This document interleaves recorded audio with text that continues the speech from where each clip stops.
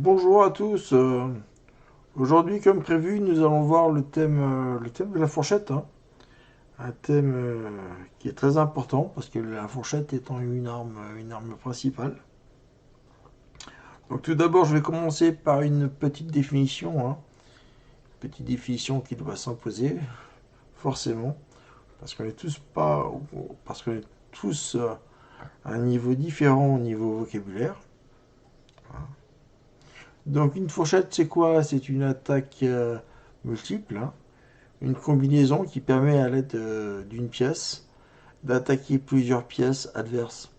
La pièce attaquante pouvant être un roi, une dame, un fou, un pion, un cavalier.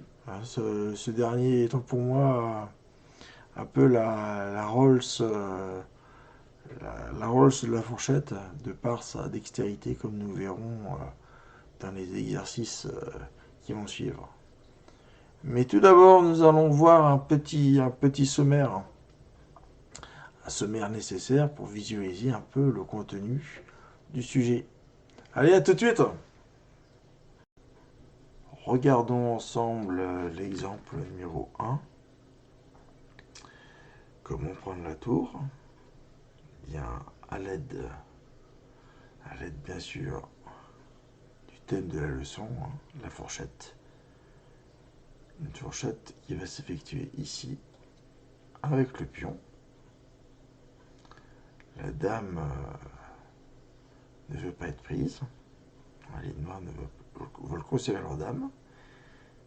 La dame ne peut pas prendre le pion, celui-ci étant protégé par le pion notamment, l'autre pion G3 notamment.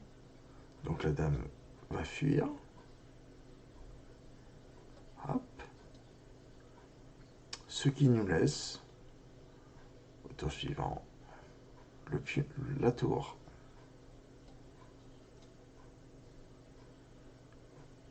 Voyons ensemble maintenant l'exercice numéro 1.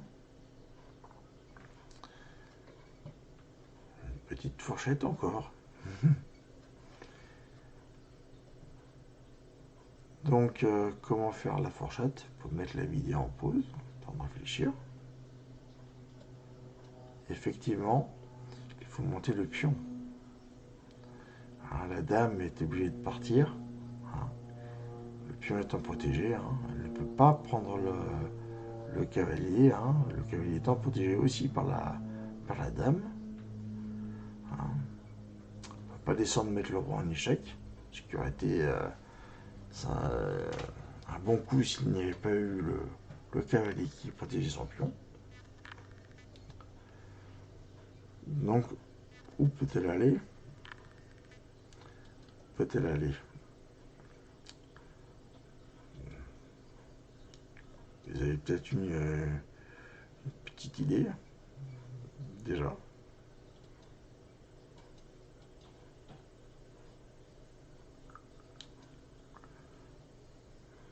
Effectivement, il y a un piège dans les flèches rouges. Voilà. Un piège qui n'est pas évident. Hein. Vous avez vu l'endroit où la dame ne doit pas suivre le chemin de la flèche. Effectivement, elle ne peut pas aller en F5. Pourquoi? Bien oui, il y a une nouvelle fourchette qui peut se faire. Voilà. Nous allons regarder ensemble le prochain exercice.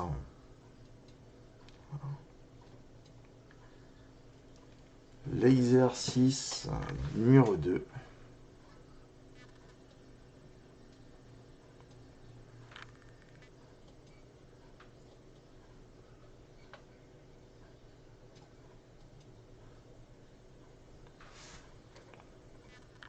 Alors, comment faire une fourchette pour les blancs?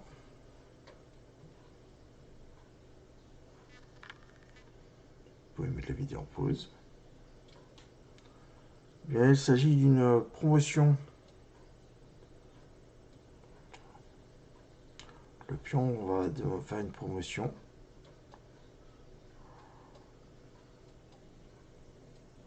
Et un cavalier. Pourquoi un cavalier? Non pas une dame. Hein. Bien, c'est assez simple. On va effectuer une fourchette. Le roi est obligé de partir. Il ne peut pas prendre le cavalier ici. Hein. Le fou protège le cavalier. Il est obligé de partir. Ce qui nous permet de prendre la dame.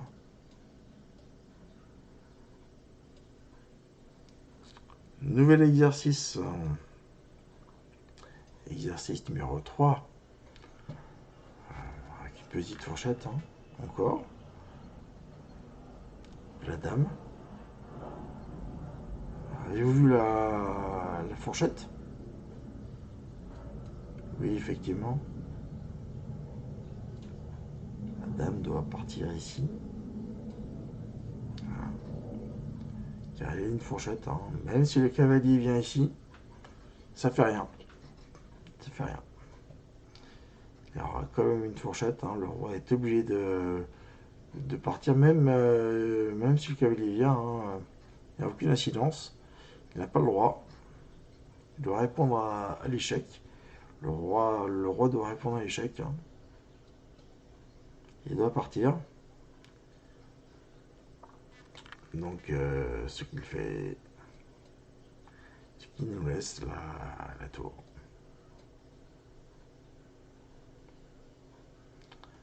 Voilà. Nous allons passer maintenant à l'exercice suivant. Hein. A tout de suite. Regardons ensemble le diagramme de l'exercice numéro 6. Un exercice un peu plus complexe. Hein, car il va falloir faire vite pour les blancs. Hein. Les noirs peuvent faire mat en un coup. Je vous laisse voir comment.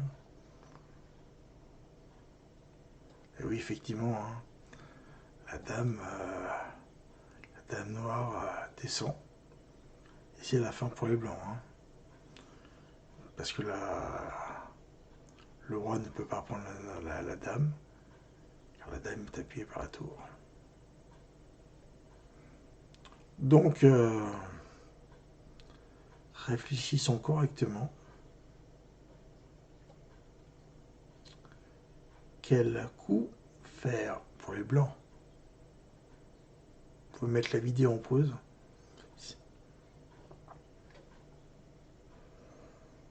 Réfléchir, prendre le temps de réfléchir.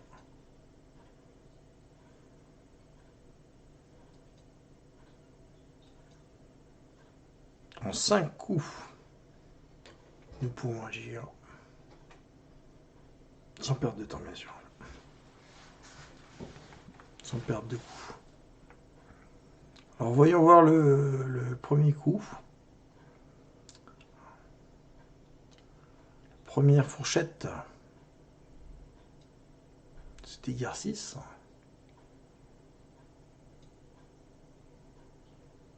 Vous l'avez vu, bien sûr.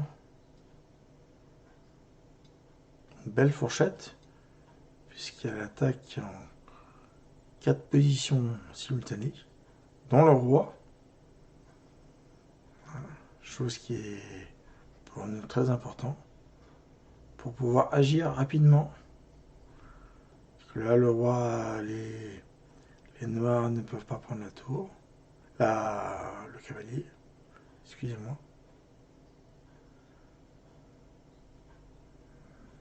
Donc, quelle dame prendre quand le roi sera parti? Car il va partir obligatoirement. Alors, la dame en D3 ne nous intéresse pas. Pourquoi? Parce qu'elle ne met pas le roi en échec. Avec les deux autres, oui. Voyons les possibilités. sachant que bon, la partie pouvant le temps faisait un parti, bien souvent. Donc, de dames, laquelle prendre.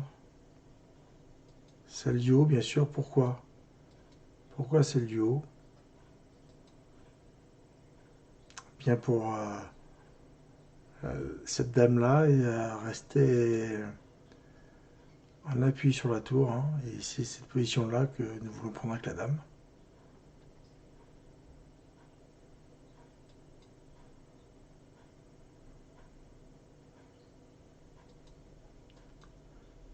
Mais vous pourrez me dire, Eric,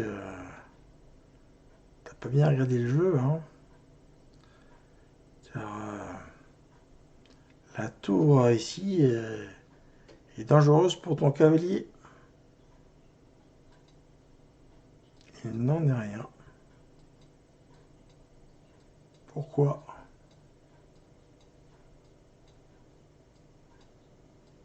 Bien parce que celle-ci est clouée. Comment ça? Bien, si elle est clouée car notre tour ici est en prise directe avec le roi. Il s'agit d'un clouage absolu.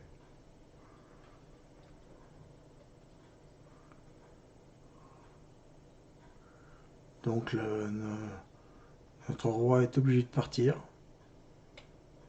et de revenir à sa case initiale. Ce qui nous arrange bien sûr, vous l'aurez deviné, car nous pouvons le remettre en échec pour gagner du temps, mais pas que, afin de désolidariser ce roi. Excusez-moi. Effectivement, il faut partir en haut. Malgré qu'ici, bon, nous avions encore une belle fourchette. Hein.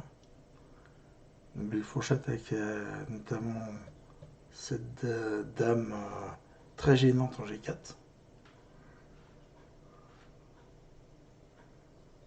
Nous partons quand même en haut.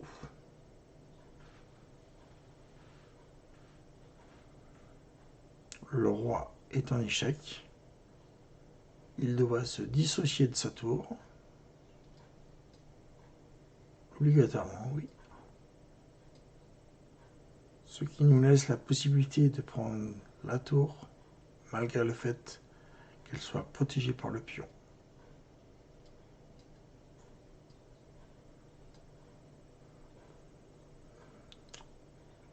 Que pouvons-nous faire à ce niveau-là?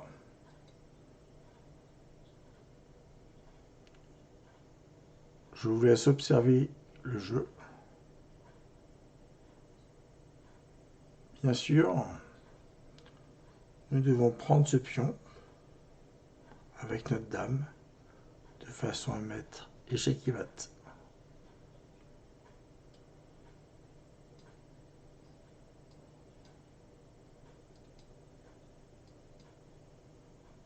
Mais me direz-vous, Eric, tu t'es endormi? Eh bien non, pas encore. Pas tout de suite du moins. Car le cavalier en H5 est cloué. Si le cavalier prend la dame, notre tour met le roi en échec. Donc il s'agit encore d'un clouage absolu. Voilà donc le 5e tour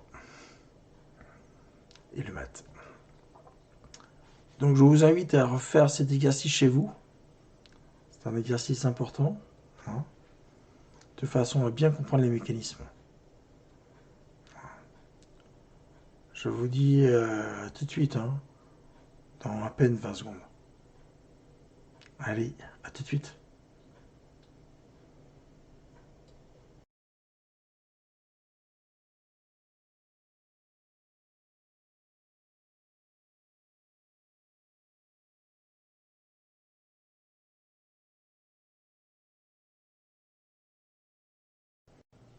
Avant de vous dire à vendredi prochain, je vais voir avec vous les thèmes, les prochains thèmes hein, que nous verrons successivement lors de nos prochaines vidéos. Hein. Des vidéos qui, j'espère, vous plairont tout autant. Hein, là, on va voir l'attaque à la découverte, l'échec double, l'enfermement, mais encore plein d'autres. Hein. Avant de vous quitter, nous allons voir une petite citation que j'aime beaucoup. Allez, bye bye.